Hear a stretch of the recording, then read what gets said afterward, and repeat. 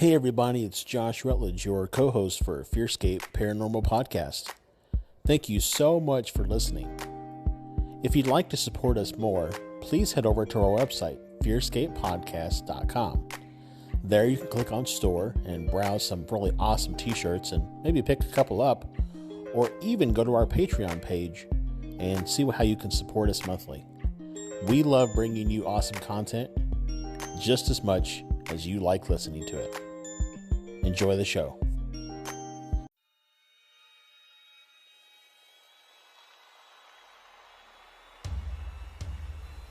Hello. I'm so glad you could join us. I hope you brought your blanket to hide under. The spooky crew is going to discuss things and events from other realms. Ghosts, cryptids, aliens. Be sure to hold your blanket extra tight as the boys take you deep into the FearScape.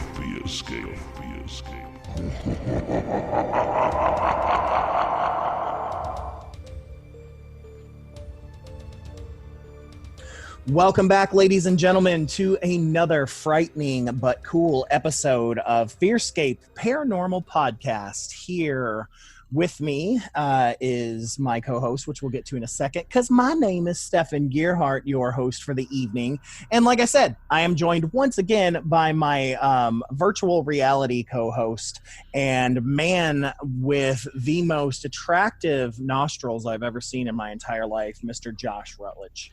Why, thank you. I actually have one nostril larger than the other, and Kristen told the girls it was because I've used my thumb to pick my nose before, and it made it bigger. Yeah. You're a thumber. That's what I heard for sure. No, we've got a really sweet-ass episode. I just want to say that. We are doing a Gettin' Spooky episode with one of the actors from Walking Dead and Nashville, Santiago Cirilo, and he is just super cool. I cannot wait for you guys to hear this interview with him. It was an absolute blast. That's all I'm gonna say. We had an absolute blast with him, and we're gonna get with that. He's a friend of Keith Ages. Keith hooked us up again. But not only is he an actor that was on Walking Dead, which is one of the coolest shows ever, but he's also a paranormal himself. He's been on many ghost hunts. He's psychically gifted, and my God, this guy, he's everything. He's the total package. He is the total package. I could see why Keith took him under his wing like he did with us. But before we get into that, I want to get into our psychic word of the week from the Cyclopedic Psychic Dictionary. This week, the phrase that I have for you is symbiotic closeness. Okay, so what this says is that this is a spontaneous, short, psychic contact from a deceased person to an earthling for personal reasons. Contact is usually to assure the earthling that the deceased person is alive and still a friend. Occurs by a psychic vision or smelling a fragrance or tasting a food that can be associated with the friend but not associated with anything in the vicinity. Earthling is in a relaxed state to perceive the contact. So that reminds me a lot of what you were talking about with your granddaddy, how you could smell his pack of, or his particular brand of cigarettes, and you don't have cigarettes in the house. That's correct. And to my knowledge, I don't think the people that lived there before us smoked either. The other thing that I caught there that I thought was an odd placement is the use of the term earthling. I noticed that too.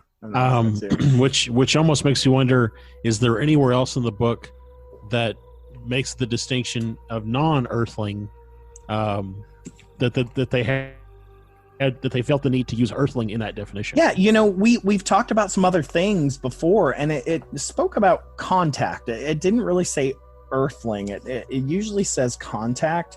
And so but I mean, this definitely says that someone is deceased, and it gives a reference of other words, and it says emotional PSI or discarnate experience during sleep. So I don't know. I find that very interesting that she chose those words as well, as if like the movie Cocoon, they went somewhere else, right? Well, or what I immediately thought of is that maybe you had a connection that reached out, and that connection was not an Earthling. Like, you know, again, kind of along the lines of your Cocoon statement. What if a great friend of yours is not human, not an Earthling, and so the connection is made back to an Earthling? I don't know. I'm probably reaching on this one, but no, I don't know. I'm kind of with you, man. It's kind of like the remake of The Day the Earth Stood Still, the one with Keanu Reeves, and I'm only using this as a reference because I can't remember if it occurred in the first movie, in the first right, you know, the original is at one point in time Keanu Reeves, his character Klaatu, meets up with another of his species, another of his race, right, who has been living on Earth, kind of gathering information. And so it makes me wonder if there are quote unquote alien spies, if you will, living amongst us. If you were to befriend one of them and they died, would they potentially reconnect with you psychically? That would be the distinction there between them not being an Earthling and you being an Earthling. I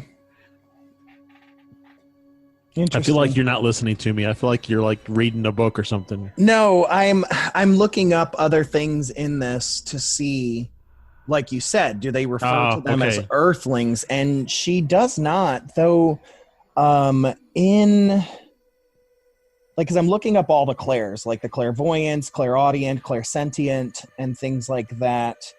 But she does refer to them as being able to tap into like a vibrational frequency. She says either within the head or in outer space. Well, see, here's something that just clicked with me around all this. So, in our Ingrid Cold episode with Santosh, we talked about it. I can't remember if we did it in the episode or if this was a conversation that the three of us had post episode. But I think the three of us were talking about the ability to, if Ingrid really is dead, and if he had a soul, could you connect with that soul on the psychic plane?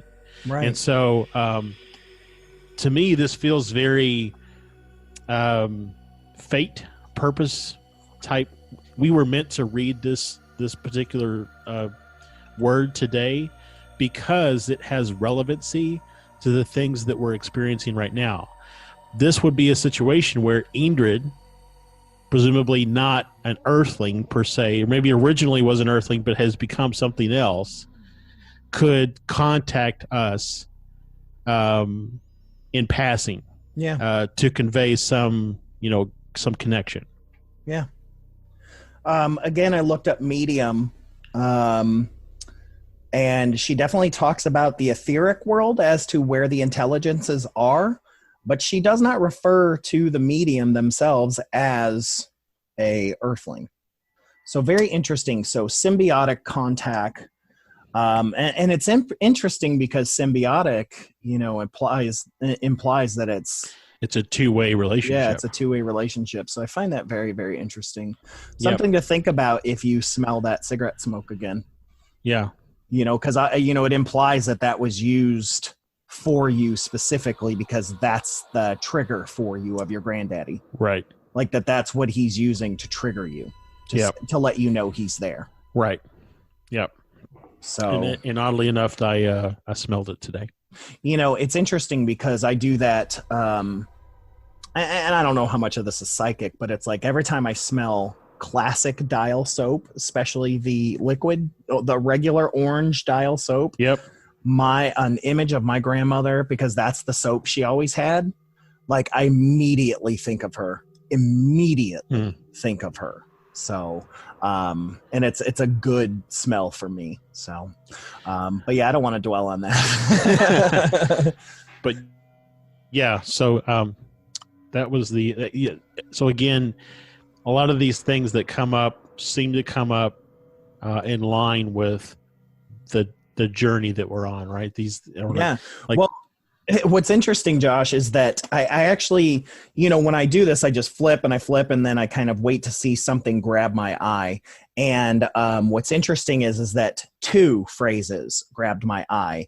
And I'm going to read the other one. And it's actually the one right before symbiotic closeness, because, you were just saying sometimes these pop up and they are connected to the things. And well, this is connected to the thing because it's kind of the thing I just told you about last week.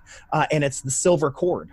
And what this says is that the silver cord is an ethereal cobweb-like cable which contains an abundance of intelligence and energy, and has the properties of elasticity, extends from the sushumna in the human spine to the human being seed, the monad, serves as a person's connecting link to the universe, making both all one unit, penetrates through one's ethereal bodies, connects the soul mind to the physical body during an astral projection, and at this time can be seen clairvoyantly coming out of the top of the head. A vital energy source composed of 5 tiny strands, each with a separate function necessary to sustain the physical body, which exists to perfect the human being seed. Also known as the spiritual cord in astral projection. So it's interesting that I just mentioned that to you, and it was the one right before. So that's why I felt like we should another little coincidence here for you. So I had always imagined the cord kind of being more like at the waist level, like almost like if you're spelunking or something, you've got your harness at your waist level, or almost like an umbilical cord, right? But the way that you just read that, it seems like it comes out of the top of your head.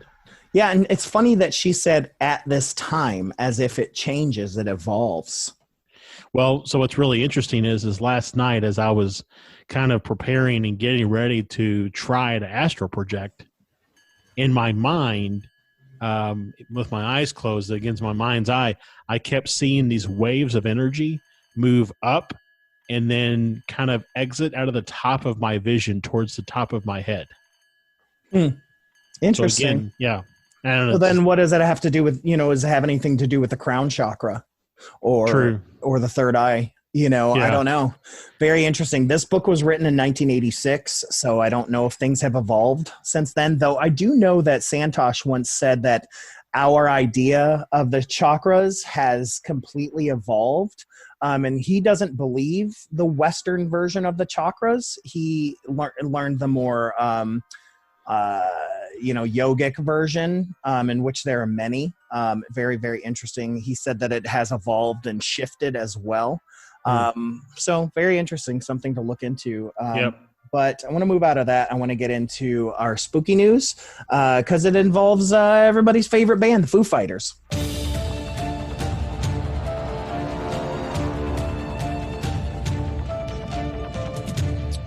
All right, so the story that I have for you this week on Spooky News is actually shown up on a couple different things, but the one I pulled is from loudwire.com, good rock and roll kind of music website. But this has been popping up all over the place. The headline reads, "The Foo Fighters were taunted by ghosts while recording their new album." So, so this says that this is good news for Foo Fighter fans. It says last month, Dave Grohl confirmed that the Foo Fighters have finished working on their 10th studio album, but the process didn't come without its hurdles. Apparently, the band had some company in the house they had rented, and we call them ghosts. The rockers stayed in a house in Encino, California. This was built in the 1940s to work on their follow-up to 2017's Concrete and Gold, and while they were there, unusual occurrences started happening. I wish they had just said a house in California, because then I would have been like, oh my God, is that Jennifer Behr's house? Like the San Jose house? But no, it's in Encino. Let's see here. When we walked into the house in Encino, I knew the vibes were definitely off, but the sound was effing on, the frontman described of the experiences to Mojo. When they'd returned to the studio the next day, the guitars were detuned, settings on the board hadn't been changed, and Pro Tools even had missing or mysterious new tracks. Grohl said there were some tracks that were put on there that we did not put on there. But just like weird open mic noises, nobody playing on an instrument or anything like that, just an open mic recording a room. Wow. Eventually, they installed baby monitors to see if they could gather any visual evidence of what was causing the disturbances. And while they didn't find anything at first, they later began to see things that they could not explain. Grohl continued, he said, "When we found out the history of the house, I had to sign a freaking non-disclosure agreement with the landlord because he's trying to sell the place. So I can't give away what happened there in the past, but these multiple occurrences over a short period of time made us finish the album as quickly as we could." And that works for all of us, right? The Foo Fighters recently called off their 25th anniversary tour due to the coronavirus, but hopefully we should have this album coming out in the next year. So that's pretty awesome. I would imagine that happens quite a bit for bands, and they probably just don't pay much attention to it. Oh yeah, there's a one of the topics on our list that I want us to do is a recording studio called The Mansion, and it is filled. They have tons of stories. Apparently, it's like one of the most haunted recording studios there is. But yeah, that one's on there. As well as, the story of the roller coaster of love, that when they were recording down below them, they were up on the third floor of this building. On the second floor, a woman was murdered while they were recording. And this is true. It's all been verified. And you can hear, to this day, you can still hear the woman screaming, a blood-curdled scream. And if you know where to look for it, you can hear it bright as the sky, dude, like this woman screaming, and she was being murdered down below. And so that was recorded for people, and it's like, God, what kind of psychic energy is there, because it was being recorded as well. Exactly. I mean, it's forever frozen in that song. Yeah. I mean, and it's like I can't listen to the song anymore because it creeps me out. Because I wonder if, and I don't want to necessarily deter anyone from listening to the song, but I wonder if you happen to listen to the song and play that part, if it would attract any energy. Or if you're in that home, you know, where that happened. I don't know. Right. But yeah, that's our spooky news for the week. So thank you, Dave Grohl, for sharing your story with Mojo and Loudwire covering that. And let's go ahead and move right into some exciting creepy catch-up. Creepy catch-up. Creepy catch-up. Creepy catch-up. Creepy catch-up. Y'all, it's creepy. So Josh, we have some exciting creepy catch-up. We have not been able to meet due to the coronavirus. But what we have been able to do is meet outdoors. And so we met this past Sunday, and I'm going to let you share the story of it. I'm going to give you the setup here.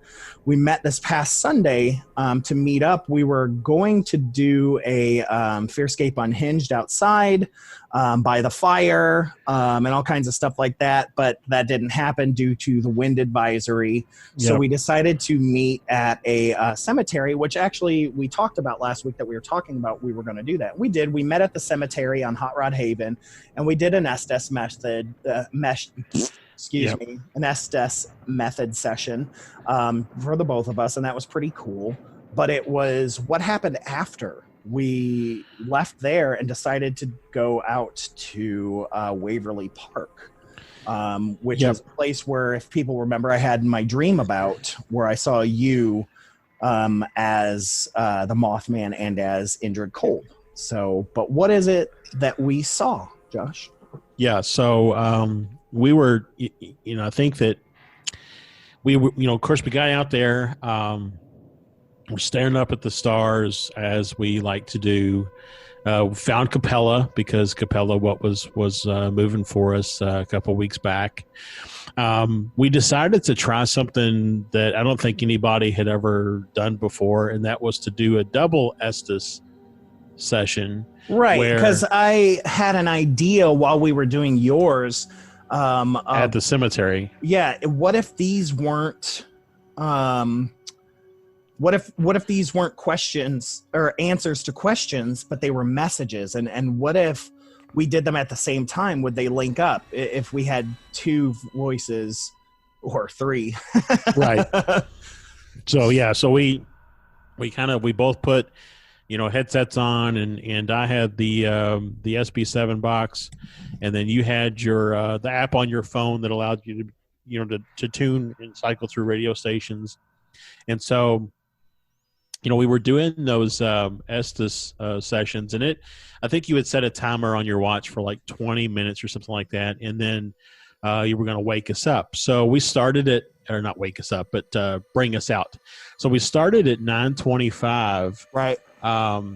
And 20 minutes later, after we run through and recorded the audio of everything, your timer went off. You kind of, you reached over and you tapped me on the leg, and I can't, so you happen to look up at the night sky and you see something moving. Like, you're like, Josh, that's moving. Look up. So we both, look up and see these lights moving. Right. At first, we just saw the one, and I thought, well, maybe it was the International Space Station, right? Right. But I mean, it was moving northwest to southeast at like 90 degrees from our position. So when you think about the Earth sky, 90 degrees is directly, kind of overhead and directly in front of you. 0 degrees is on the horizon, and then 45 degrees is about, if you're any good at geometry, 45 degrees is split the difference. So these things were moving at 90 degrees directly at our position, moving northwest to southeast. Well, yeah, it's like I saw that one, and then I saw it like disappear 90 degrees above us. Right. And then I was like, okay, get out. And then we saw another one. And then we saw another one. And then we saw another one and another one. We saw a total of 7 at that point, all kind of evenly spaced. And again, when they reached the zenith, if you will, so directly above us, they disappeared. And what was really interesting is like, I remember I turned around to face southeast and waited for them to reappear, and they never came out of the zenith, right? So you would think that they would have reached an arc point, and then they would have continued on southeast, and that was actually evident with when we saw the International Space Station, which just a few seconds later, which came north to south across the sky at like 72 or something like that, like 70 degrees across the sky, and we tracked it from the time that it entered our view until the time that we could no longer see it. So it went completely across the sky from one horizon to the other. We watched it. And it crossed the same intersection almost where the UFOs disappeared. Right. So and we were able to pull up, did the ISS trek, across our space? Were we able to see it? And we were able to show that was in fact the ISS. Right, because we wondered, was that the ISS? Because, what are we seeing? We also wondered if it was the Starlink train, right, which we had talked about before, which is Elon Musk's, which is generating a ton of UFO sightings, right? Right. So we at the time we looked it up. Was that Starlink? So we looked because we up. wanted to know. Yeah, right. We are all about the paranormal, but we want to make sure we can verify it. So I think you pulled up a website that had kind of real time tracking of where the Starlink stuff was and when to see it. And in the cases, the 2 cases that we would have been able to see at that time at that night, in both cases they traversed the sky at like 69 degrees, which again, it would have been lower that would have been closer to like how the ISS traversed the sky. And it would not have disappeared at the zenith, which is again, 90 degrees from our position. Also tracking the time, it showed that it would have taken place while we were doing our Estes session. So we wouldn't have been looking, and that it takes less than 6 minutes for the entire train to cross the sky, and which means we would have seen this, probably 10 minutes after it would have finished. Yeah, so I think that the timing is that it was supposed to come through at 9:38. Takes 6 minutes to traverse the sky, which puts us at 9:44. At 9:45, you tap me on the leg to come out of our dual Estes session. So we don't actually look up at the night sky until probably 9:46 or 9:47. Yeah, I would say 9:47. So that was, which is odd, since your dream that you shared last week said that you saw a UFO and looked at your watch and said that it was 9:47. And also in my dream, it was a crescent moon out, Mm-hmm. and that's what was out the other night. As well as Venus. Venus was in the sky as well, and very, very big. But what's best about this, Josh, is that it didn't end after ISS. So there was a big break. Right. So we thought it was done. While we're doing the research to rule out, what people are going to say it was, or to confirm if that's, I don't want to say that we went into the research to try to prove that it wasn't that, but while we were doing that, we saw two other objects move in a completely different line. These minutes after apart. ISS. Yeah. So this is probably, I would say, like 4 or 5, maybe even 6 minutes after we saw the ISS fly across, which was after the 7 we saw. Yeah. So one was similar to the path that the others were taking, though it was off by a hair, but the other one was going so completely different direction. Right. So the one that was kind of similar was still kind of going northwest to southeast, although at a slightly different angle. And then the other one that was we saw was going like northwest to northeast, like it was kind of cutting across the sky that way. And so it was just really interesting. So I'm going to say, and in fact, I submitted a MUFON report for our sightings, but I'm going to say that we saw 9 UFOs, and that based on the evidence, based on the research that both of us have done, and looking into the Starlink trains as well as the ISS, as well as I found a site that tracks all of the satellites that are currently orbiting the Earth, and I went back and looked, and none of the satellites were passing during the time that we were looking at that time of night, and that would have appeared at 90 degrees from our perspective. So again, I'm going to, all of that into consideration, I'm going to say that we saw 9 UFOs.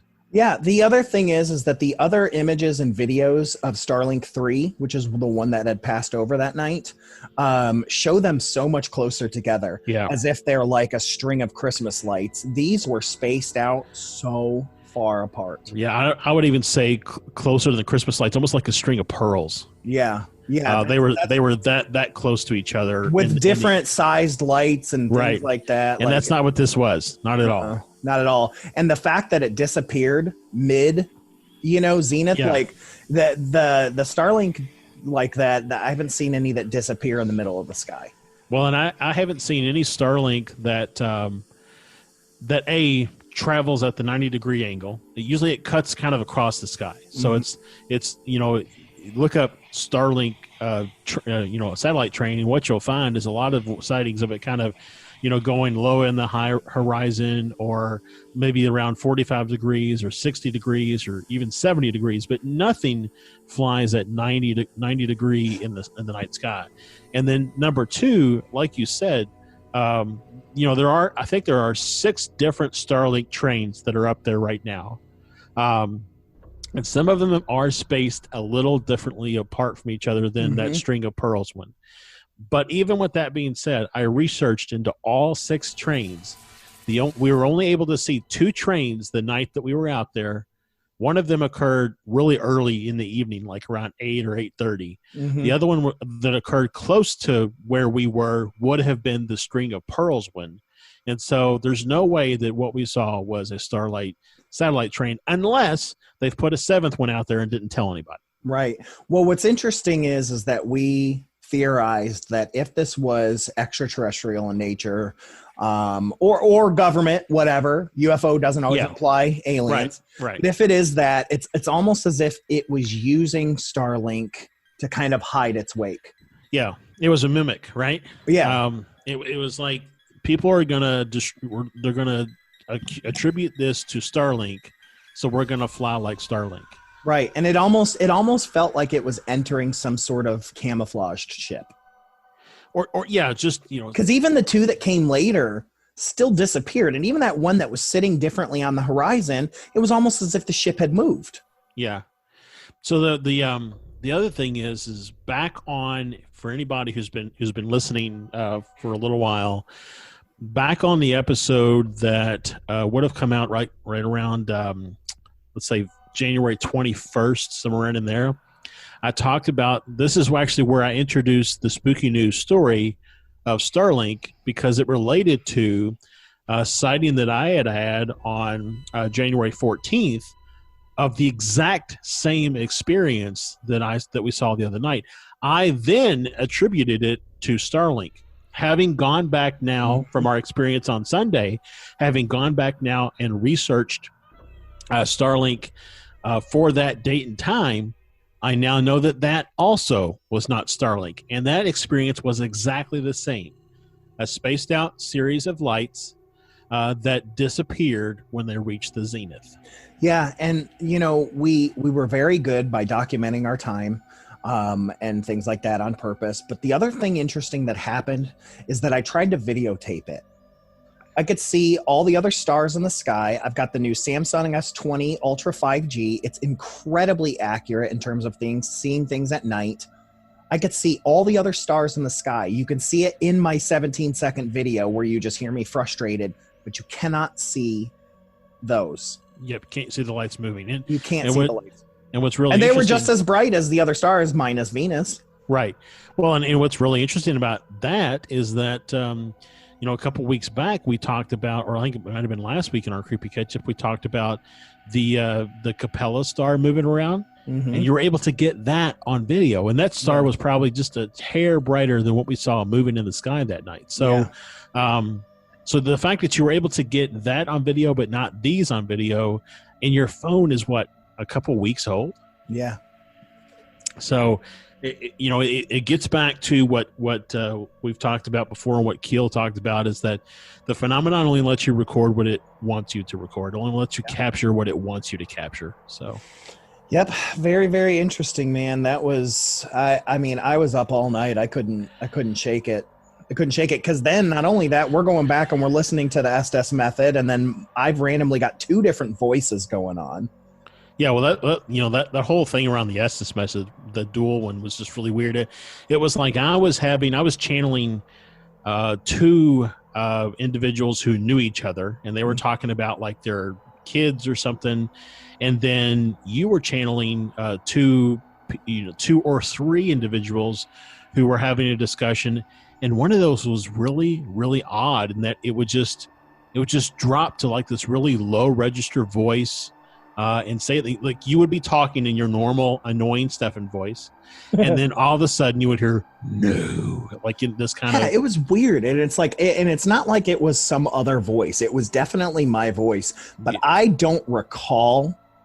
Dropping my register, and truth be told, because of the UFO sightings, I didn't even remember the things that I had talked about, let alone dropping my register, and I don't know if that was just the short-term memory loss, or I was like tapped into something, or I don't know. I mean, I definitely opened myself more than I ever have before, because we were in Waverly Park, near Waverly, and things like that, and so I was kind of allowing something to come in, but yeah, so I mean, we will we'll be putting that audio up on YouTube in the coming weeks for anybody who wants to check that out.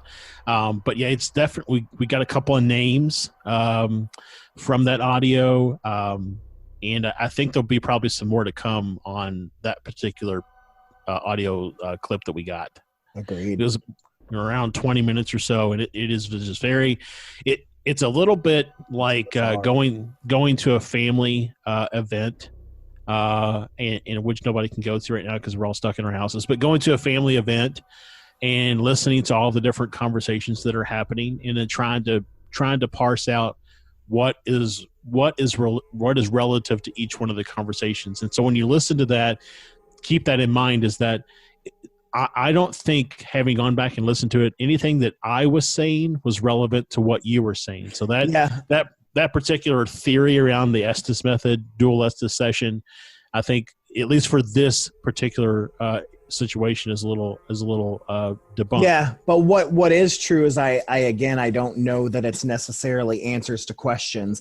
It almost feels like this is something I can do on my own and record to. Yeah, and that's actually what I was thinking, is that I might actually do an Estes session and record me just whatever comes out of my mouth, and see if it means anything to us. And in fact, I mean, I think I shared the other night, having gone back and listened to some of the ones that we did before, they didn't necessarily mean anything then, but they mean more now. So it's almost like time is relative, right? Out of time, if you will. Yeah, so. It's interesting though. I told Brad was asking me about the Estes sessions and stuff, and I was like, it's interesting. I never really thought about how much trust it takes for us, because you're blinding yourself and deafening yourself, and I have to completely trust that you're not going to mess with me, that you're not going to do anything to me, and then when we're out in nature, it's even more scary because we don't know who's going to come up. That's what was about doing the double Estes method, was that we couldn't see or hear anyone around us. I mean, anybody could have robbed us. Right, exactly. Well, and so and that's true. Even the one we did that was outside of Waverly Hill Sanatorium, that was even, I think, a little even worse. I don't know, worse is not the right, but a little more, I guess, scarier is jarring. Because there was entities out. We were so close to something that it was almost scarier for the person not blindfolded. Right. Because you're sitting in there basically by yourself, interacting with things. So it was. Well, let's move on. Unless you got any other creepy catch-up you wanted to share. No, I don't either. All right, because I really want to I know we're running long again, so I want to get into this Getting Spooky with Santiago Cirilo. So I'm really excited for you guys to check this out. So we're going to go ahead and move right into that interview. That's the Hi-Ya Nation, baby. That's the way we do it. We're just awesome, no? Yeah. We're great, no? We are just amazing, ladies and gentlemen. We're in there. All right, so we have a very, very cool interview, Getting Spooky, with actor Santiago Cirilo. Thank you so much for doing this for us, Santiago. You're welcome. Hi-ya, everybody. Perfect, man. That's you're jamming right with us. We're crazy as hell, man. But yeah, we're so thankful to have you on here. Not only are you an actor, but you love paranormal stuff. You're buddies with Keith Age and all the Gibson work on the guitars, man. I mean, you fit in Rock and Roll Ghost Hunter like nobody else, man. Oh, dude, I've been there, done that, got the T-shirt, but it led me to a great path, man. It got me into actually doing the gift I have and everything. So I'm very honored and blessed. Went through it all. Yeah, absolutely. And so most of our actors know you from Walking Dead and Nashville. So those are two very, very cool shows, especially Walking Dead, since we love paranormal, and I'm a huge Walking Dead fan. And so it was really great to see a character that I loved. In fact, I signed the petition on change.org trying to get you to come back. Oh, nice. You know, there's some good stuff about that coming soon. So hopefully it works out, man. And we'll see where it leads to. But because, man, you were on your way to the bus, and I was like, he's going to make it. It's kind of hard, you know. Latinos don't last that long in horror movies. That's just the damn truth. I go in there, you know. We're the guys that jump on grenades. No, run. I'll save yourselves. And not me. If I was in a movie, if I was running, I'd be the first one out the door to look. I'll tell the story. That's me too. That's me too, man. I'd be tripping people along the way. Be like, get them. Get them. like that episode of Seinfeld where George smells smoke and runs and like pushes the old lady out of the way to get out the apartment first. Exactly. That's it right there. So Santiago, just a couple of kind of like some introductory questions for people who may not know, maybe not who you are. Maybe they've lived underneath a rock for the last couple of years. So I know that in looking at your bio, I think on IMDb, and I don't know how accurate it is, so correct me if I'm wrong, but I think it said you were in the Army. Is that correct? Yes, I was in the infantry. I was at a station at Fort Campbell, 3rd of the 502nd. So that's here in Kentucky. Yeah, the actual Fort Campbell is in the borderline of Kentucky and Tennessee. Yeah, oddly enough, that's where my grandfather in World War II was stationed. He was there because I used to live in Campbellsville, and as he got older, he kept thinking I meant Fort Campbell, and so he would always be like, I was stationed at Fort Campbell. That's what it was called back in the day. Yeah. That's cool, man. What a coincidence, man. Kentucky. Even, that's where Robert Kirkman's from, is Lexington. So Yeah, I've been out there. I've been out there in was it Christiana? yeah. Yep. Cynthiana. Yeah, that's what it is. Ooh, Yeah. I'm so bad because they treated me on their bed and breakfast and stuff. Nice. I was here for a movie premiere, a paranormal horror movie, actually. Nice. So we did the premiere at their theater downtown, and it was pretty cool. So we had another guy on. I don't know, probably Stefan? It's been 6 or 7 months ago. Steve Stanek. Oh yeah, Steve Stanek. Yeah. And he was telling us, because I think he was a Marine, I want to say, and he was telling us all these crazy paranormal stories that he had when he was deployed. I don't know if you have any paranormal type stories from when you were in the Army. No, not really. I had like a lot of things when I was a kid and so forth, and teenage kind of, but I didn't know what I had until I was invited to a lot of these actually haunted facilities and ghost hunters and some investigators, Yeah. and me thinking, oh, this is full of shit. This is crap. This ain't real, whatever. Yeah. And stuff that I felt when I was a kid came back to me, and stuff that it is it's like unreal in the human eyes. Happened, and made people that have been in the business for over 30 years flip out. Like, oh my God, what energy do you have? And I always, it's like it all clicked. It all clicked together. So then Keith Age was one of the people who witnessed it. And this is like after I was like, man, let me try this again. It's like my third attempt. And it was in Kentucky, as a matter of fact. I met with Keith, and he's like, man, what the heck? This stuff don't happen like that no more. Yeah. And it's like constant places that I was invited to. And I was just testing myself. And it's the same story. Film, videos, recordings, you name it, man. And it was good because I wasn't carrying it. I wasn't recording it or nothing. It was just people who were around me to show that I'm not a how do you say, a fraud or something. Yeah. Yeah. I was literally a virgin into it. I got my cherry pop like Keith Age. As did we all. Am I right? No, I similar story for Steven as well. I mean, he had some things going on as a kid. He didn't understand it. And then he was in Iraq, and he's pretty sure him and his buddy saw a jinn and some other things, but that opened the door. And even myself, I mean, it took till I was in college to kind of understand what was happening because of other people that came into my life. So that's pretty interesting, man. One of the cool things is I noticed that you were raised in Lorain, Ohio as well, which is I grew up in Toledo and Cleveland, so not too far from one another. Yeah, I grew up spent my summers in Olmsted Falls. So. Oh, well, yeah, I know exactly where I've been all them. I go to Dayton. That's where I film some movies sometimes. Yeah. My mom lived in Olmsted Falls, and my dad lived in Toledo, so we spent our summers in Cleveland and the other times in Toledo. So I'm born and raised Ohio too. Nice Buckeye fan, hopefully. Yes. And I'm a big Buckeye fan. That's me, man. Absolutely.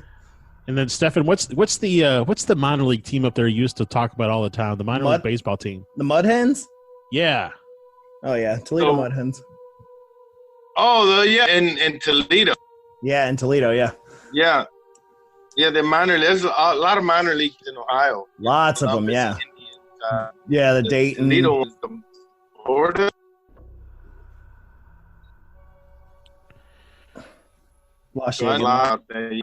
Yeah. Something great about Ohio. Well, don't they call it the Heartland, or is that something else? No, I mean it's the heartbeat. Yeah, the heart of Ohio, because it's a big heartbeat of America. Yeah. Yeah. So, yeah. So you kind of hinted at it, and so it's piqued my interest now, and I I really got to know, what were your experiences as a kid that kind of resurfaced later on? Voices, movements, stuff, shadows, the cold freezing spell, like somebody was over your grave, but you know someone's around. The feeling of someone breathing on you, touching. There was a point where I used to walk at graveyards to get the peace. You know, a lot of people, there's graveyards, you know, older graveyards with war history stuff I can see, but the newest fresh graveyards to me is just, you know, really not a soul there. It's more peaceful, because I've walked into graveyards that are ancient in history where it feels something different, and just someone's plot, you know. So I used to freshly graveyard, fresh new ones, like upgrade back in the 90s, where I just know it used to be farmland, nothing else, you know. And just walk in and just get some comfort, peace, man. So I never tell nobody, because, you know, those are the days where everybody would put on pills in the 80s or go on unemployment welfare to get your kid looked at, you know. Yeah. And they want to be crazy, you know. Yeah, it's something a couple weeks back, we had Todd Bonner on from Detroit Paranormal Expedition, and that was something that we talked about is when he first got started into things, it was really taboo and almost severely frowned upon to be interested in anything paranormal. And then, but over the last probably Stefan, like 15 years or so, it's really started to ramp back up, in that it's really a strong part of our culture. Well, and some of it was the satanic panic of the late 70s and 80s, is that everything kind of occult and paranormal and supernatural tended to get lumped into that. And so, I mean, that made the evangelicals and the Catholics just go, hey, those are the days that they spin the records backwards, and all of a sudden, oh, there's a hidden message. Like, no, it's freaking Metallica. Shit. Yeah. And of course, you know, the metal bands, I mean, they were feeding off that. They were making money. So, I mean, it's all just whatever. But yeah, back then it was very taboo.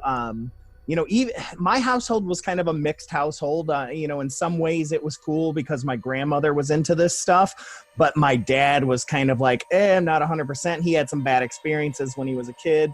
But I had other friends because we were all into it. But yeah, I mean, you couldn't even mention anything like that or they would get in trouble, you know? So. Yeah, of course. I mean, that's, you know, I was raised the same way. You know, I didn't see a Disney movie until I was 18. I pretty much, been fed the Bible since I was a kid and on. But, one of the things is that when I went to these places and so forth and things started happening, it wasn't really about religion or anything. I think the reason what it was is that not only with the experience, the so far blessings I had when I was a kid, added to that, I got to experience a little bit of the death side. I was bullied as a kid. I tried to commit suicide 5 times. You know, I went through the times where I just felt, you know, God had my life on pause. Everybody was just constantly bullying me for everything possible, man. I mean, I was in the days I was thrown in lockers and spit at through the lockers and left there after gym class. I mean, I could go on and on. Yeah. And other than that, you know, I found myself, I controlled my soul, my life, you know, whether it was with faith or whether it was just a call of the wild, you can say. Yeah.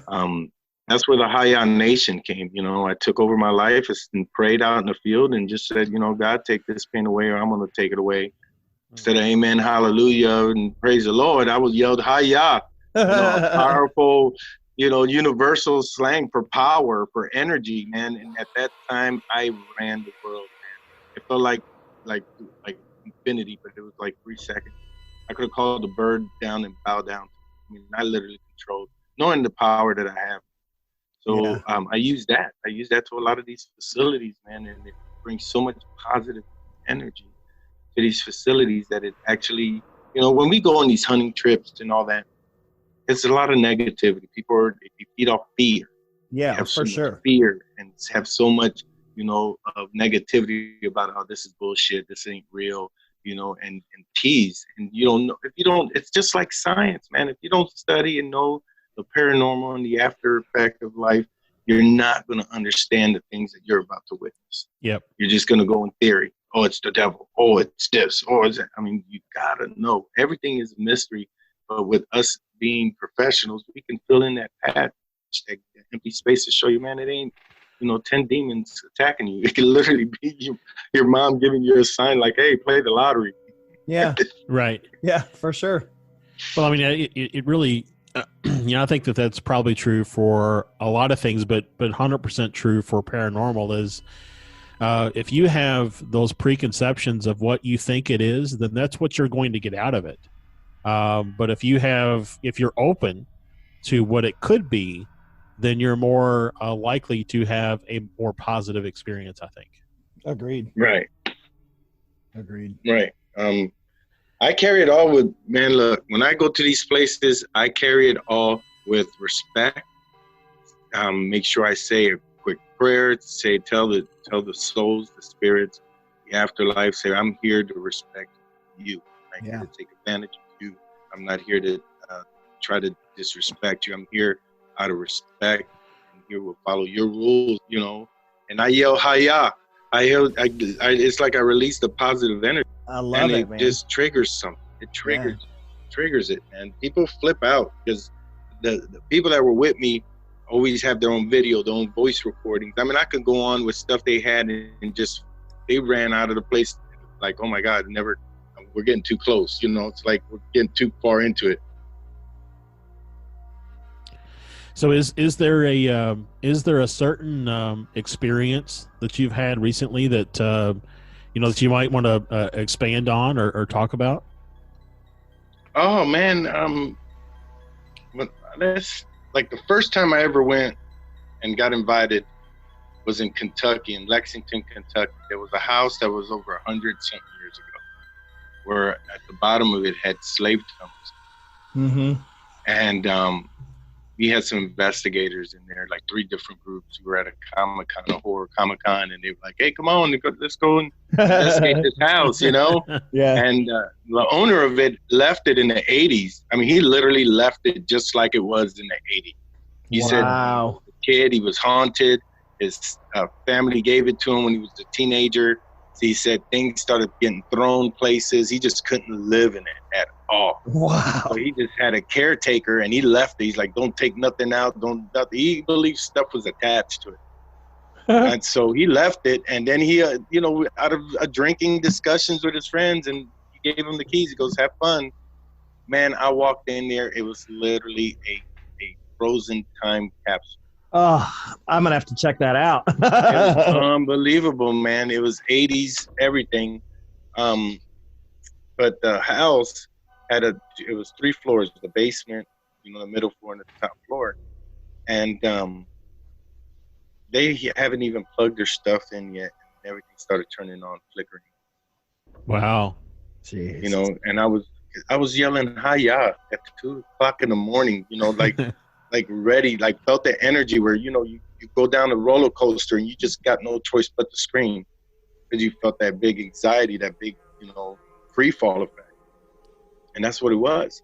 And I yelled, Hayah, and then they were like, man, it's 2 in the morning. You can't be doing that. It's like, I'm telling you, I'm feeling something. Well, I'll share this with you, Santiago. So I'm pagan now, but one of the things that we do in our rituals is that we raise the cone of power, and your Hayah sounds exactly like what we do. We raise this energy, and then with us we'll chant or we'll do different things, and then it's this kind of this punch at the very end where everyone screams, and it just releases this energy as a way for us to connect to the gods or connect to the spirits that are in the circle with us. So as soon as you said Hayah, I said, I already know what you're doing. It literally, any negativity that you can think of would disappear. Yeah, absolutely. There's certain places in these rooms where people think that, this is where the medicine man always attacks women and beats up people and scratches people. Man, it had totally flipped it around. It's like a celebration. Well, I remember in my youth, probably maybe a year my parents enrolled my brother and I in a karate class, and I don't know why. I guess they thought it would be beneficial for us. All it did is spend a lot of money. Yeah. But anyways, I remember one of the things that the instructor said in the karate class was that when you punch or when you whatever you say something like that, hi-ya or ya or hi or whatever, and it's Kia. Yeah, and those verbal statements are really just a representation of the power that is behind whatever you're doing.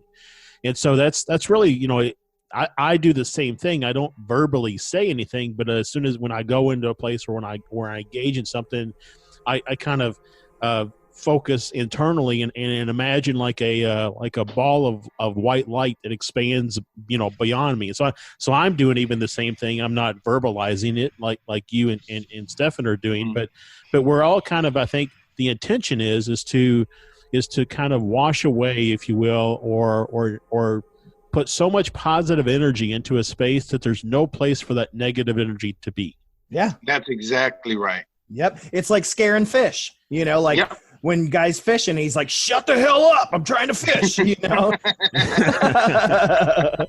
that's exactly right. Yeah, you make a big noise, they're gone. Right, dude. I went in this house after yelling that, and they had the cameras and a whole bunch of stuff. There was a basement that literally dropped where my breath, you could see smoke out of my breath, and it was 80, 90 degrees weather in summer, and it just smoke coming out. Wow. There was a hole in the wall where they had the tunnels, and when they were there, the walls were black first, and all of a sudden it got maroon red to the point where you saw blood stains everywhere.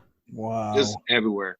And then went up, they had the voice box, and it was asking for me to go upstairs. Went up to one of the room openings, and I almost fainted because it's like I released something that was trapped there and needed good energy to get out. They had a video of a young girl. This was like Little House on the Prairie, 1918 something, hundreds kind of deal, where they had a little girl following me, trying to hold my hand through the whole. They had this all on video. Wow. So that was like one of my first experiences. And then I've been everywhere from Tombstone to New York, asylums everywhere. I haven't been too many in Kentucky and so forth, but everything's the same. Yeah. I had a voice box in a hospital that you could hear the whole ER, the nurses being paged, doctors being paged, ambulance doors opening, people trying to get registered in for like 15 seconds. And then I had shadows that just followed me everywhere. I had orbs that went through me like I was a huge star, where I had grid boxes that got filled. You couldn't even see the grids no more inside of a room. Yeah, it's interesting. You have a very similar to myself and my sister. My sister and I, even though we're a year and a half apart, we call ourselves twins. And she's always been able to speak to spirits, and I can feel things and do different things. And a psychic once told us that everywhere we go, he just sees spirits around us. He said people like us are like a stage for them to play on. And that's what your story just reminded me of. It's like you're a stage and they're looking for that stage, and not everybody has that. So if you all are the twins, does that make you the Wonder Twins? Yeah. Activate. Yeah. I'm form of water. Yeah. You have to carry me in a bucket. Grab the bucket. That's the only reason they had the monkey Gleek with him, was so that he could carry the bucket. Yeah. That's so funny. That's fucking hilarious. Yeah, but dude. I mean, I'm in that era, man, where it's just. Yeah. I'm very intrigued, and being like a ghost magnet, it attracts so many people that are in this industry. Yeah. I go to these paranormal cons, and I'm getting mediums and palm readers and gypsies. Everybody's like, I need to talk to them. Yes. They hear voices, or I feel like I'm on Tinder. like a human temper. I was like, oh my God, please. Yes. I know exactly what you're talking about, man. So it sounds like that somebody needs to invent the paranormal Tinder app is what I'm hearing. There you go. Call it ghosted, man, because that way if you swipe left, you're ghosting somebody. Yeah. Hey, if you could be a professional hugger, I mean, you could do that. Yes. So it sounds like, Santiago, that you're on, like, so Stefan and I are very much on like a journey, an exploratory and a growing journey in what we understand and how we comprehend the paranormal. And it it's sounds even like becoming spiritual for us, right? Right, exactly. Yeah. And so it sounds like that you're either on or you're deep within in a similar type journey. Oh yeah, dude, it is. If the stories that I actually physically, went through when I got introduced to this are unreal. Passing out in a hallway, waking up in another room, people are flipping out because the room is filled. They're like, you were not there. We were just sitting on that couch, and I show up laying down. I mean, it's just unbelievable. And you can't explain it to people unless they're part of your peers. Right. Unless they're like part of the paranormal world where they're like, yeah, I can see what's going on. And they not just help me build in this journey, but understand it more. Right. Yeah. I mean, it's something we've talked about a lot is that there seems to be an overwhelming need for most people to assume that you're making it up. Yeah. Right. That's one reason. It's anything else in the world, you wouldn't have to go to the links that you have to go to prove to someone that this really happened. Yep, that's exactly right. I don't have to do nothing, and most of the people that get involved with me, they get all the rights to everything. Whatever you film, whatever you record, it's your rights. You guys put it out there. Yeah, that's cool. And awesome. That way, it's not attached to me. I don't get no money off of it or nothing. Yep. Let them show what I have to prove that I'm not a fraud or any kind of, it's just I'm walking in this room and boom, it just hits. Right. Well, and that's that harps, that kind of gets on another thing we've talked about recently, which is it seems like if you make any kind of money off of anything that you do in the paranormal realm, that automatically brings into question your honesty or your credibility in the story. And so it's awesome that you're just basically saying here's the evidence. I'm not making anything off of the evidence. So you guys, there's no reason to question my credibility or my authenticity. So take that. Hi-ya. Hi-ya. It's addictive. You're going to be addicted to it. I'm already a karate kid, man. Let's do this. Yeah. But yeah, no, we were talking about that, how, you look at some of these paranormal cases. We had Andrea Perrin on a couple weeks ago, and we ran across a episode of another podcast completely thinking that her and her whole family made up the whole thing because they sold the rights to the Conjuring movie and things like that. Here it is 40 years later, whatever. And yet, a detective can write a story about his entire time as being a detective, and no one questions him for making money. Right. But she wants to tell her story to let people know how they handled it, because she wrote 3 books as well, and how they handled it and how to overcome it. And yet, therefore, she's a money-hungry bitch. Yeah, that's the media for you, man. Yeah, but I'm telling you what. If I've had a lot of stuff happen to me, and if anybody came up to me and said, "Man, your story is just insane.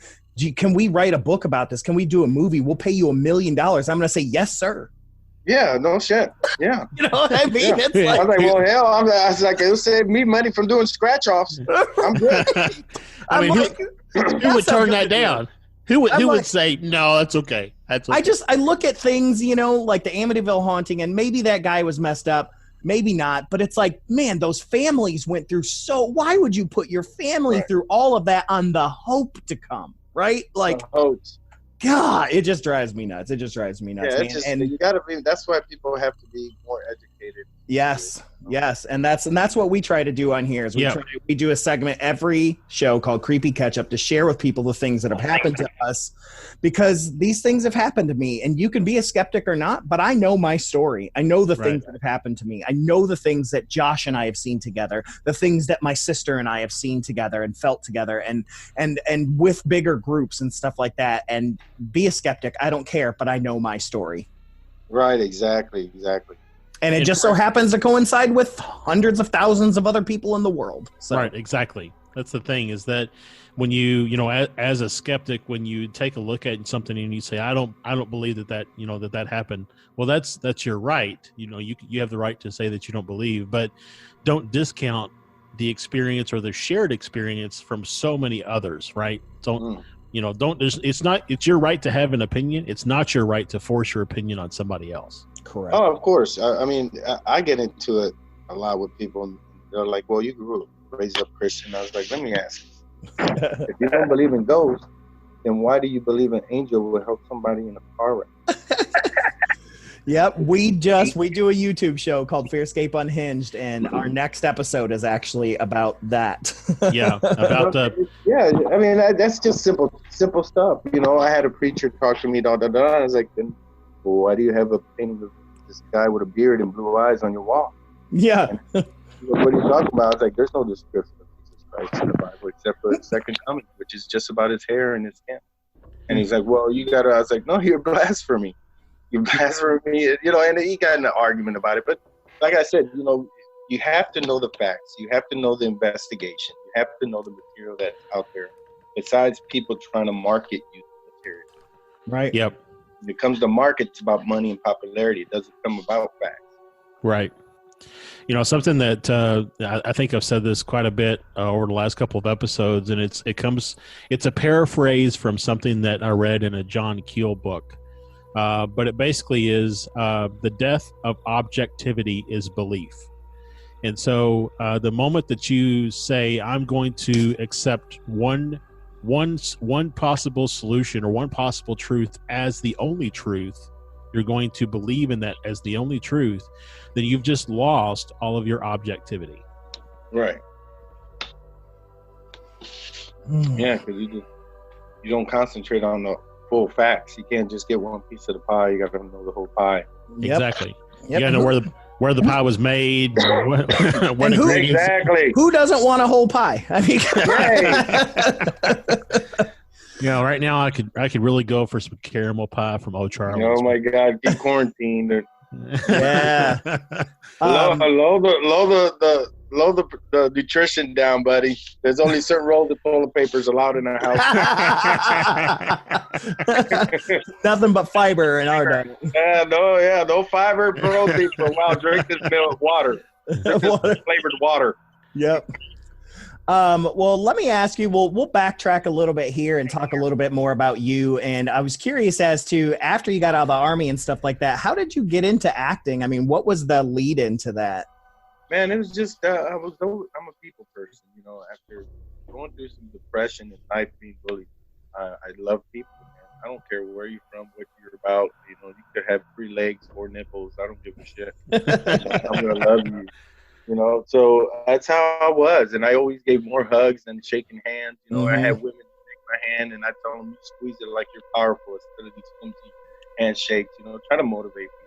Yeah. And give them a little about my story. And people get attracted to it. And at the same time, I had friends all the time saying, dude, you need to be on TV. You need to be on TV. And I'm like, all right, I'll try it. So I did auditions for some top agencies. Got signed up on the spot, man.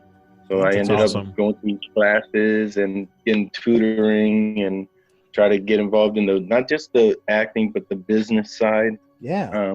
I was making freaking almost $70,000 plus by myself as a paralegal in Nashville, and I gave it all up to the acting and, different choices and different routes it took me. And I just think it's the right thing. Yeah. So within a year, I was on TV, and then it kept on. That's awesome, man. Yeah, I'm an actor myself. I do, but I mostly do improv. I run an improv school and do improv comedy. But yeah, I've been acting and teaching and doing improv for 20 years, man. It's an art form. Dude, improv is so great. Yeah. I always say the best actors are stage actors. If you can improv and work on stage, man, you're fantastic. Dude, I tell you what, I can tell right away in my intro class who has acting experience and who doesn't.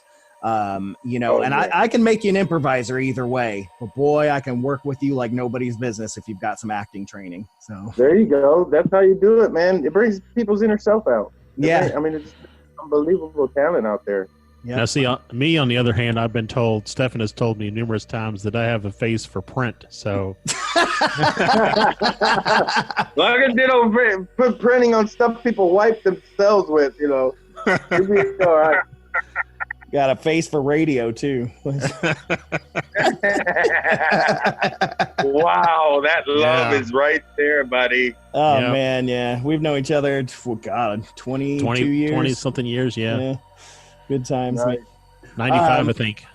But yeah, so we noticed that you have been doing some paranormal related movies as well that look pretty cool, man. And so do you ever just seek those out because you like that stuff, or do they just come at you? No, it's just a network. It's a network. Media, Comic Cons, it's always a business for me. I'm always in the interview wherever I go. Yeah, the hustle, man. I know the hustle. Also, Keith Age and a whole bunch of the paranormal guys were talking about, and ladies, there are paranormal women out there, groups that were mentioning my name a lot. And they got into a guy named Christopher Maggart who did paranormal stuff and was doing a movie called Rosalie based on true events, filming it at Poasttown Elementary School, actual haunting place in Dayton, Ohio, near Dayton. And they were like, you want to film it for like a month? We'll pay you. We negotiated here and there for it. And then I was just a guest star on it, like a guest, one, like some character that was going to be killed off within the first 30 seconds of the movie. Oh, wow. And his lead actor bailed out on him for something. And he came and goes, man, I offer you this and that. And I was like, dude, I'll take the lead role. And then we worked it out where we get to promote the haunted facility a lot. A lot of these haunted facilities don't get promoted. They're like museums, man. You got to keep them alive, and a lot of people need this money. So we made sure we made Poasttown Elementary well known, so people could come out there and create a bigger tourist attraction. So, I did the movie, and they kept telling me all these stories and everything, and I admittedly felt the vibe. Yeah. So they made a suite out of 2 classrooms. I slept in that place for a month. Some of the production crew was on sleeping in there, and they got attacked. The special effects crew ended up getting a hotel about a mile away from being attacked. Oh, wow. They rented a trailer, brought a trailer in so they could sleep out in the outside. I'm sleeping like a king inside the school. They're like, what's wrong with you? I said, it's like me and Jesus the cool, man. But during that time, the owner got attacked. The guy that owned the place got attacked in there. And then they had a whole recording of a school session above me going on like at 2 a.m. Wow. Stuff recorded and everything. But I had great experience. Nothing bothered me. I respect it. I didn't mess around with it, and got to film the movie, and it ended up winning Best Horror and Paranormal Movie and some film festivals and Best Special Effects. Very cool, man. It's great on Amazon, and it's on Tubi. Yeah, I got other places. So got my list set up for you on my TV, watch it, man. It's a great show. It's I love scary movies, so. You'll love it. It's pretty creepy, man. And then, that's what I do. I do a lot of horror movies and write horror. I do books. Oh my God. I mean, I'm involved in it a lot. I have Beast of the Water.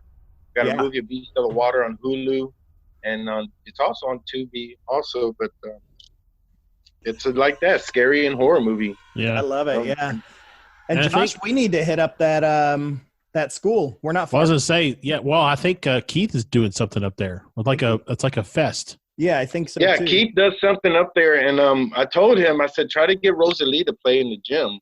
Yeah, and we can try to do a meet and greet and everything. Just play it in there. Yeah, absolutely. And raise some money for the place and stuff. Heck yeah. And we should, that's what I'm saying. We should talk to the guy too, see if we can get him on here so we can raise some awareness for it too. Yeah. That'd be cool. That'd be good. Yep. I love supporting my Ohio people. There you go, buddy. Love supporting paranormal people. So OHIO. Yeah, see, you're the man, dude. You got it going on.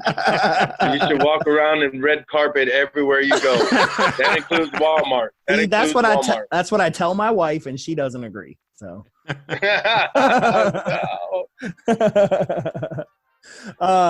So something we wanted to talk to you about is, so we do more than ghost related stuff. We talk about cryptids and Bigfoot and aliens and things like that. And so the first question is how do you feel about that stuff? And then have you had any run-ins with Bigfoot or aliens or any UFOs or anything like that? No, I haven't. I mean, I look up at the sky all the time and tell my wife, I was like, hey, that's watching us. There's some hovering, or, I live in a big farmland, and I always joke around. It's like, I think Bigfoot's somewhere out here. Yeah.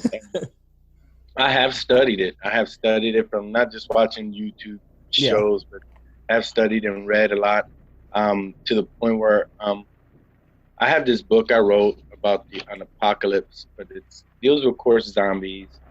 But I introduced the world with different creatures that, science, vampires, Frankenstein. It's a whole different concept. And one of the things I was studying to add to the second book that I'm working on is the Sasquatch, the Bigfoot. Yeah. And it's pretty cool. And the stories, there's legends, there's certain myths, there's certain truth to it. But, I always say, I was like, man, we need to quit getting blurry pictures. Somebody needs to come on, and put a collar on them or something. But, well, I don't deny it, because look at the market that's involved in it, and the unexplained stories, true stories. Yeah. Why would people lie about it? Well, and going back centuries. Yeah. Well, and what's really interesting, I think, is that, and there's a theory, again, I'm kind of hung up on Keel a little bit, but there's a theory by John Keel that he writes about in the Mothman Prophecies, is that that all of those things, all of those phenomenon are really linked to one big phenomenon, and that one big phenomenon causes those problems to be with your recording equipment. I mean, Stefan, this from just the other night. You were trying to record something, your phone's like only weeks old, and it wasn't working right. So yeah, we talked about it on this episode. Is we saw 9 unidentified flying objects in a row, as well as watching the International Space Station fly over, which kind of gave us a point of reference. And yeah, I tried recording that, couldn't get anything. It was just pitch black. But yet I could see all the other stars. Even in the video, you can see the other stars that are there that are just as bright, but you couldn't see what we were seeing. Yeah. And I was what the hell, man? That's Area 51 for you. Area 51. Exactly. So yeah, that's the whole theory, though, that your equipment only works when the phenomenon wants to let it work. So right. And you never know, man. There's a lot of unexplained things that, like Area 51 and so forth. So you can't really mess with. It goes back to like control. So you can't really mess with what's out there that makes money. And one of the biggest things that makes money for this world is religion. Yep. And if you explain and prove there's another galaxy and Captain Kirk is a real person, and then, and you see these aliens and all this stuff, the whole economy and everything that, from the constitutions to different nations, everything would crumble and have to be rebuilt, because they were like, oh, it's a lie. The whole thing was a lie. Yeah. And it'll totally, and you can't, look up the Corona thing now. You can't even control somebody to stay in their damn house, No. So imagine the theories and everything if it was proven. Oh yeah, I mean, Stefan and I were talking just a couple of days ago about how much money the church, the church brings in, for the church and the church related activities. And you're right. I mean, if you were to somehow, show irrefutable proof of extraterrestrials or whatever, then that would shatter a lot of those preconceived notions.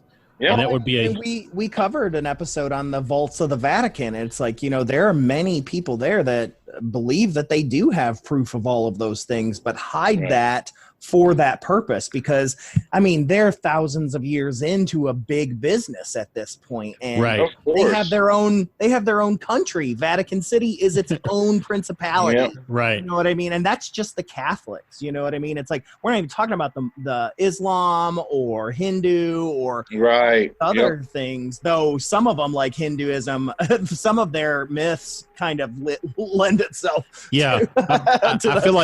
I feel like they would just roll with the punches. Yeah, I think they'd be like, that's Vishnu. That works. Absolutely, Vishnu. Yeah. Everybody asks you, what do you study? I'm studying Jedi now, so I'm just gonna go with it. Yep, that's me too. Well, that's just keeping myself open. The whole idea of around, we've talked about it before around you can be spiritual without being religious. Correct. So. Right. Yep, I'd rather be spiritual, anyways. I love my, I say pagan more than I say Wiccan, because I'm also Buddhist and some other things, and I like to kind of take the things that I want that work for me. I'm ever growing, ever constant. There's a lot of things from Christianity that are still a part of my life. Your hodgepodge. Right. Yeah, it's my hodgepodge. It's ever evolving. Don't jump around like holidays, though. Don't be Irish on St. Patrick's Day and Mexican on Cinco de Mayo. I get them all. Cancun, baby, Cancun. I get them all. Well, it's funny. I told Keith the other day that if you want to scare me from my neighborhood, don't burn a cross in my front yard. Burn a question mark. Oh my God. So that's too funny. Because, man, there's just I have too many questions, man, and not enough answers yet, and I'm constantly. But I think that's all a personal spirit relationship, a personal travel. Because most of the time you try to look for answers, it's right there in front of your face. If you just but a lot of people listen to people with their own theories. Yes, and you gotta open yourself. Yeah, you can't. You got to test the waters, but try to test it without being freaking fully committed to it. Because it'll get you mindset confused, and you're like, well, what is the truth? Then you're the whole deal. What if? What happens? What this? Right. And it just destroys your mind, man. Experience it. Travel yourself. Get to know it. Do the marketing thing. Do the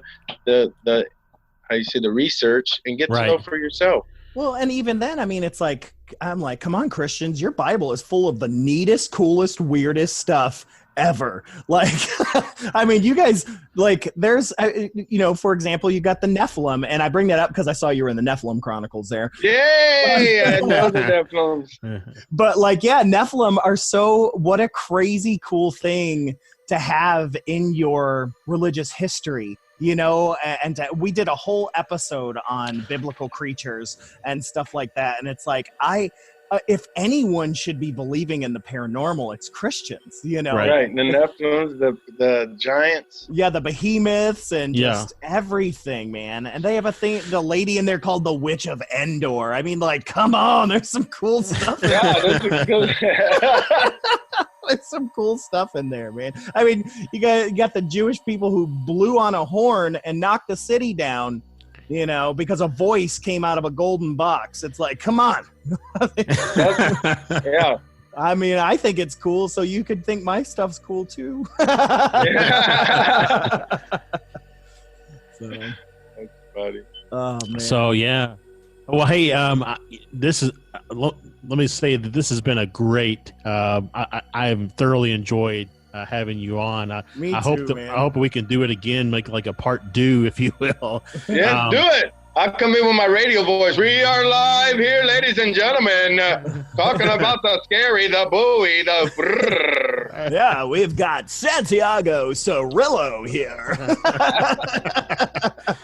But yeah, we're I think we need to start kind of wrapping things up. I'm sure we could keep going forever and ever, but I know we all got things that we've got to get done. Real quick, if you could just take a couple minutes and say, where can people find you? What have you got going on that you want to let our listeners know about? Well, right now, once this thing opens up, this Corona thing opens up, I'll be back filming. I got a movie called Slaughtery that's finished that we did in Jonesboro, Arkansas, which much love to people in Jonesboro going through a tornado and stuff. Oh, yeah. And I am working on a deal with a vampire-themed TV show that I'm filming in Clarksville, Tennessee with some sci-fi channel friends of mine, Rick Prince. And I'm working on book 2 of the Zombified, the Headhunter. Which, got that right there. We'll be sharing cool. that on our website as well. People can get a link straight to the first book and all of that. We have that on our guest page. I'm interested in this Body Jackers, man. That looks cool.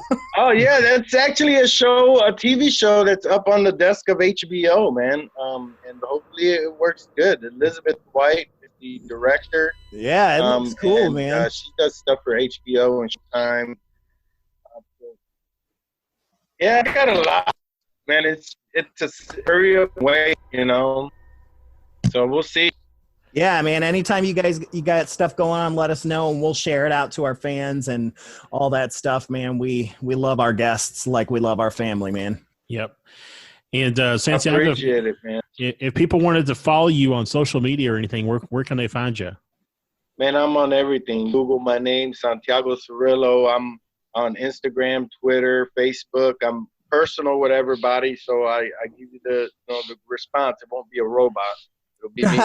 That's awesome, man. Well, I absolutely agree with that, man. You're so personable, man, and I feel like we made some good friends today, man.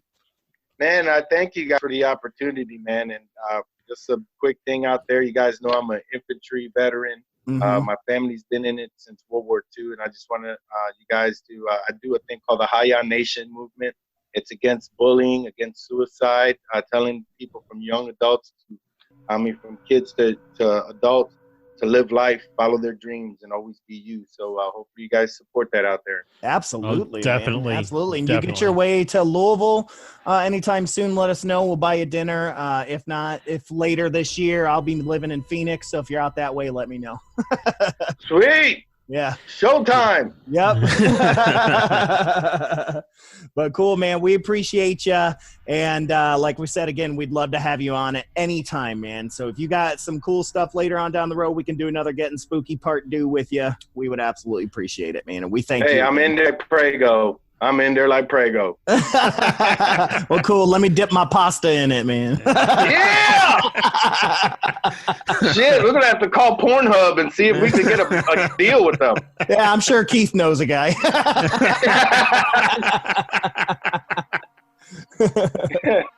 All right, man. All right. Well, thanks again, man. And we will catch you on the flip side, man. All right, man. Take care. Live life, y'all. All right. Thanks. Whew, man, how great was Santiago, man? Yeah, that was a great interview, and he is just a bundle of positive energy. Yeah, man, that's my kind of dude, man. Yeah, I like that. We all need some more positive energy. I think even nowadays, everybody's just kind of getting dragged down in all the negative stuff. So for sure. But yeah, make sure to check out his Facebook and all that stuff, and Instagram and all that jazz. We'll be tagging him there, and just search Google. You'll be able to find his IMDb page and all that stuff. Yeah. And check out we're going to be, the Haya, man, I'm just all about it. His organization as well as all that. And we'll be posting his book on our guest page as well. So you'll be checking that out. But yeah, thanks again, Santiago. If you're listening, man, thank you so much. We really appreciate it. It was a great show. Lots of stuff. Thanks to Keith, man, for hooking us up. But yeah, I guess we need to move into our listener story before we get out of here. Yep.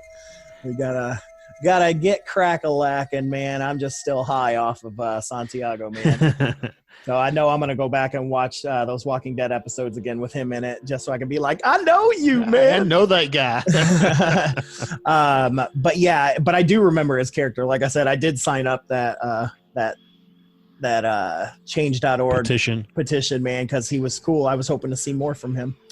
But anyways, the listener story that we're going to get into is it's a pretty good one, from the same person. I believe we had them last week, Gene Moorefield.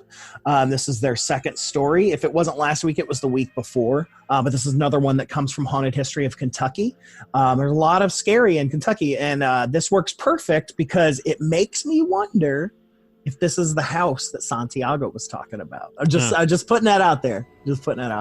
But yeah, this is that listener story. Another true story about the house I grew up in. As I said before, the house was built around 1900 in Lexington, Kentucky, and is haunted by an unknown woman ghost. In some of my previous stories, I told of the premonition of the untimely death of my brother. In another, I talked about the ghost lady that appeared to me, then to the new homeowner's young child years later. This story that I'm going to tell you started as a simple matter of my wife helping my mother remodel one of the bedrooms in this old house back in the 1980s. They decided to put new wallpaper up, and my wife was tasked with the job of picking the wallpaper. She looked at a lot of wallpaper in several different stores and finally picked one she liked in a store in Louisville. So my mom and my wife started removing the many layers of wallpaper. When they got down to the original layer, yep, it was an exact match to the wallpaper my wife had purchased. We were all in disbelief. How could this be possible? What are the odds? I now believe that the ghost lady that haunts this house is the original owner, and somehow she influenced my wife in her choice as to what wallpaper to buy. I believe she somehow warned me of my brother's death, and she revealed herself to me and to the new homeowner's young child, a child that I have never met.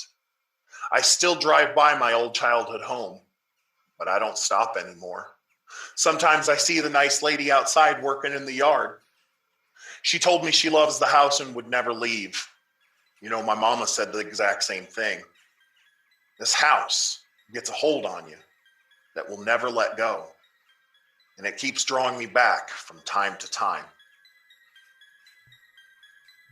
Wow. Yeah, I mean, just the two stories from Gene are just incredible. And there's something about that house. And yeah, you know, I was like, here's 120-year-old house. You know, I'm like, oh, is this the same house? Yeah. I don't know. I didn't hear anything about no Underground Railroad and stuff, but it's still very cool. Makes me wonder, you know, when we did the episode about Culbertson Mansion, you know, I wonder if the mistress of that house, you know, influences restoration designs. Yeah, because it was her house, right? Maybe so, that was a big thing, was that she was the decorator, right? So yeah, it's again talking about the word from the encyclopedia, even you know, that it was a contact not with the smell, but with the sight of the old wallpaper. Right. Very, very interesting. And who knows how many layers of wallpaper they went through, you know? Oh, yeah. How funny, man. Very, very interesting. But yeah, make sure you guys, if you want to see your listener story or hear your listener story, send those to fearscapepodcast@gmail.com.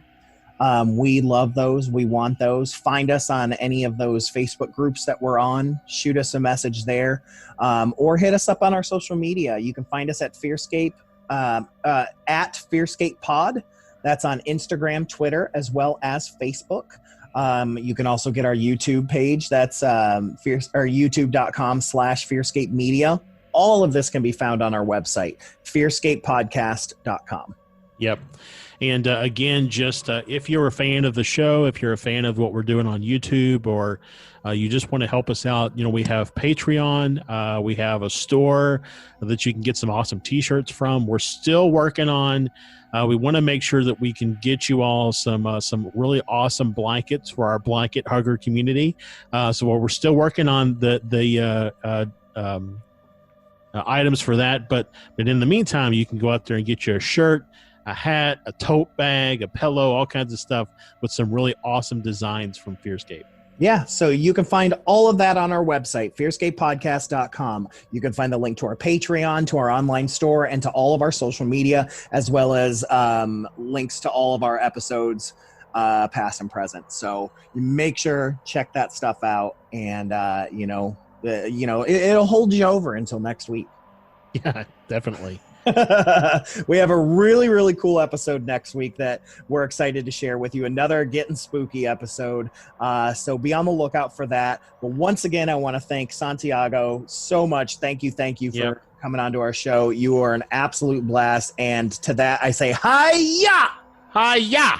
That's right. And but we're gonna get out of here. Josh, thanks for sticking by me, man. Well, thanks for complimenting my nostrils. That was just the thumb one. Yeah, just the thumb nostril. But yeah, so we're out of here. This has been Stefan. We'll catch you on the flip side. This has been Josh. The truth is out there. And remember, folks, hold those blankets extra tight because things tend to get spooky when you're listening to FearScape. So we'll catch you guys later. Good night, everybody. Good night. I'm so glad you were able to join us for that horrifying discussion. I hope they didn't frighten you too much. Tune in next week for even more research into the nightmarish and haunting creeps and spooks that we tell ourselves don't exist, but we know they do. Make sure you have your blankets, that you hold them extra tight. Next time on FearScape.